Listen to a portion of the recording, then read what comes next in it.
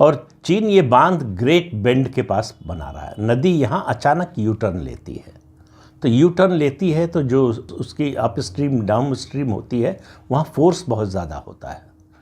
तो इसलिए चीन जो है वो छोटे रिजर्वायर के साथ भी ज़्यादा मेगावाट की विद्युत क्षमता का इस्तेमाल कर सकता है, उसका प्रोजेक्ट लगा सकता है।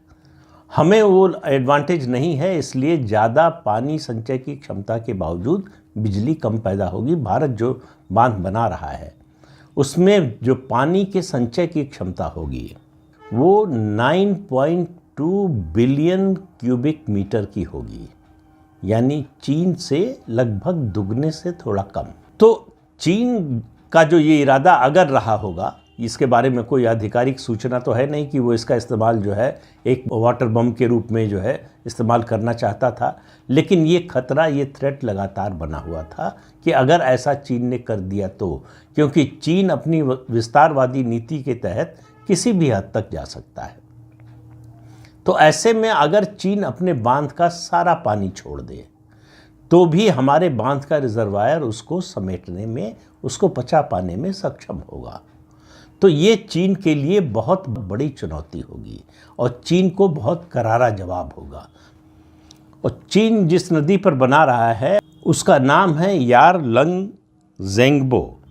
ये यू टर्न लेकर अरुणाचल में आ जाती है।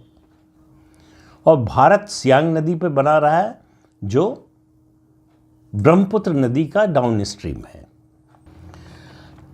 अरुणाचल के सियांग जिले में पेरोंग नाम का इलाका है, उसको बांध बनाने के लिए चिन्हित किया गया है। पहले 2-3 और इलाकों पर बातचीत चल रही थी, अब वहाँ पर फिजिबिलिटी सर्वे शुरू होने वाला है। हालांकि कुछ स्थानीय लोग, गांव के लोग जो है उसका विरोध कर रहे हैं। उनका कहना है कि ये निचला हिस्सा जो है, यहाँ संतरे की खेती बहुत अच्छी होती है, वो लोग संतरे की खेती करते हैं और साल में लगभग 2.5 लाख रुपए कमाते हैं इससे। तो अगर ये बांध बनेगा और इससे में जो है रिजर्वायर बनेगा तो ये डूब क्षेत्र में आ जाएगा, तो उनकी रोजी रोटी चली जाएगी, ज़मीन चली जाएगी। तो वो जानना चाहते हैं कि बांध की ऊंचाई क्या होगी और कितना इलाका डूब क्षेत्र में आएगा।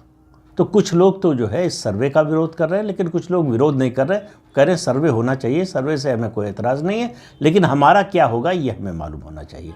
तो ये कोई बड़ी बात नहीं है, सरकार बातचीत करके इसको सुलझाने में सक्षम है और सुलझा भी लिया जाएगा, क्योंकि कोई बहुत बड़ी आबादी नहीं है। आपको मालूम है अरुणाचल प्रदेश का इलाका बहुत बड़ा है, लेकिन उस तरह से घनी आबादी नहीं है वहाँ। तो आबादी का बहुत बड़ा विस्थापन नहीं होने वाला है।